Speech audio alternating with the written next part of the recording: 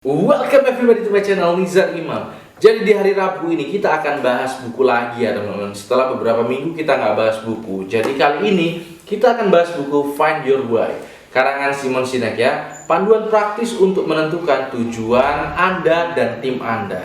Jadi buat teman-teman yang penasaran, pantengin terus video ini karena kita akan kulik-kulik habis teman-teman. Kekurangannya, kelebihannya. So langsung aja, let's go.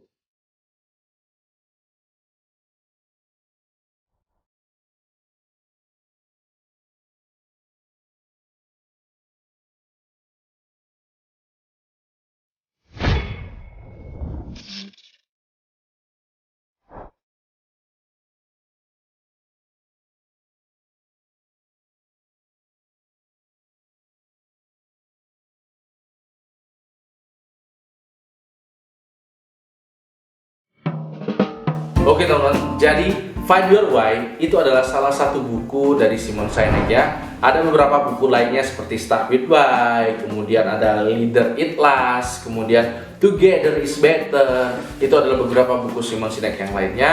Teman-teman bisa cek aja langsung. Nah, kemudian teman-teman yang ingin saya sampaikan, pertama kali buku ini lebih cocok dibilang sebagai pelengkap dari buku Start With Why. Itu ya teman-teman. Jadi kalau misalnya teman-teman belum baca Start With Why, baca dulu Start With Why. Jangan baca buku ini dulu. Nah kalau misalnya udah baca Start With Why, teman-teman nggak punya waktu untuk baca buku ini, ya nggak apa-apa.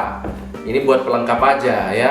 Jadi intinya di situ kita di Start With Why itu, kalau teman-teman ingat, itu adalah salah satu buku terbaik saya karena di situ kita diajarkan pentingnya suatu tujuan. Jadi kalau misalnya kita mau buat bisnis ya, itu jangan pikirkan terlebih dahulu bisnisnya apa. Jangan ke situ dulu, tapi lebih ke mengapa kita membuat bisnis itu. Nah, itulah teman-teman di dalam Start With Why itu sangat amazing bagi saya nilai itu ya. Nah, di Find Your Why kita seperti diajari untuk mencari tahu why kita itu apa, mengapa kita itu apa. Istilahnya alasan kita untuk memulai suatu bisnis itu apa. Nah, uniknya teman-teman, di dalam buku ini ngajarinnya itu teknis sifatnya ya. Jadi lebih ke arah ya seperti gini ya. Siapkan ruangan terlebih dahulu. Ya jangan disela ketika orang ngomong. Nah, terus kemudian siapkan waktu 10 atau 35 menit untuk mengumpulkan tema. Hal seperti teknis seperti itu yang ada di dalam buku ini. Nah, itu ya teman-teman. Kemudian kita lanjut lagi. Nah, kemudian kita langsung lanjut ya ke dalam review bukunya. Jadi buku ini, kesan pertama yang saya terima itu setelah saya menghabiskan buku ini, itu menurut saya lebih cocok buku ini untuk seorang motivator ya. Motivator ya yang sedang ingin mengadakan seminar lah, sedang ingin mengadakan workshop. Ya itu cocok kalau mau baca buku ini. Tapi kalau untuk individu menurut saya ya ibaratnya kalau snack ya, teman-teman tahu lah snack yang banyak anginnya itu, snacknya sebenarnya isinya dikit. Nah seperti itu teman-teman. Di buku ini ya seperti itu, kayaknya banyak anginnya, banyak airnya, intinya itu sebenarnya sedikit. Nah langsung aja ya kita contohkan ya, teman-teman bisa lihat ini adalah halamannya ya. Nah di sini itu masih banyak ruang kosong sebenarnya teman-teman, ini ya.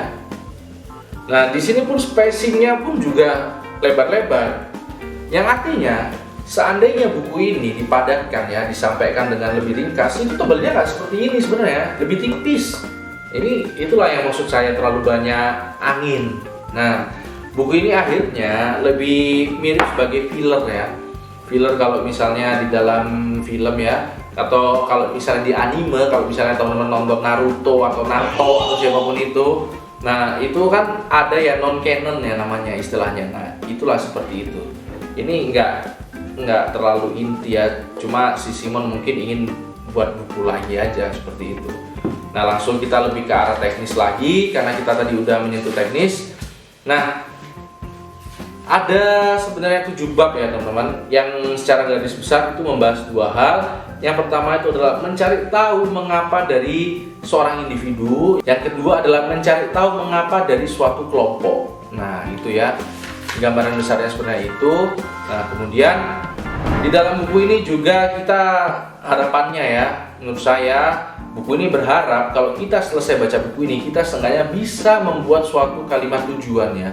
Jadi saya ingin membuat sesuatu agar sesuatu seperti itu ya. Contohnya, saya ingin membuat suatu bisnis kopi yang dengan ada bisnisnya kopi tersebut, orang bisa berkumpul dan berbagi cerita sehingga bisa membuat suatu kreativitas dan menimbulkan kesejahteraan. Nah, seperti itu teman-teman. Kira-kira kalimat seperti itu yang ingin kita keluarkan setelah baca buku ini. Itu ya teman-teman. Nah, kemudian dari segi teknis lagi teman-teman. Di dalam buku ini separatornya atau pemisah antara bab itu biasanya dikasih dengan quotes seperti ini. Dihitamin ya. Ini menurut saya cukup oke sih.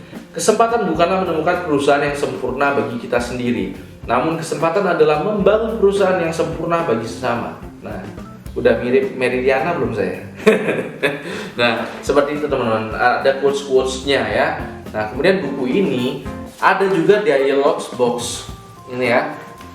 Semacam cerita yang dikotai-kotai gini. Nah, di situ juga ada cerita-cerita yang menurut saya cukup oke lah ya. Jadi dialog box ini menjadi salah satu poin kuat atau poin baik dari buku ini. Kemudian meskipun buku ini itu ya menurut saya tadi kurang oke lah ya. Nah, tapi buku ini juga masih menyajikan beberapa ilmu lah ya, poin penting seperti itu. Nah, setelah saya baca buku ini, hal yang paling saya dapat itu adalah tentang konsep nested why. Jadi nested why itu seperti apa? Nah, di dalam buku ini tuh juga ada konsep nested why yang menurut saya oke tadi. Konsep nested why itu seperti ini sebenarnya teman-teman. Nah ya, digambarkan dengan sebuah pohon, terus ada burungnya di sini teman-teman. Nah, jadi tujuan suatu perusahaan atau organisasi itu digambarkan dengan pohon. Nah, tujuan dari suborganisasi atau kelompok atau divisi itulah yang disebut dengan nested why. Nah, di situ ya, dan nested why itu harus selaras dengan tujuan organisasinya tadi.